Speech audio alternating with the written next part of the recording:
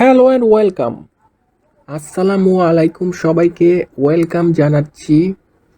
এই ক্লাসে আমরা জানব ইউআরএল এর পূর্ণ রূপ কি, ফুল ফর্ম অফ ইউআরএল। তাহলে শুরু করা যাক। ফুল ফর্ম অফ ইউআরএল, এখানে তিনটি অক্ষর রয়েছে, ইউ, আর এবং এল। ইউ বলতে বোঝায় ইউনিফর্ম, আর বলতে বোঝায় রিসোর্স এবং এল বলতে বোঝায় লোকেটর।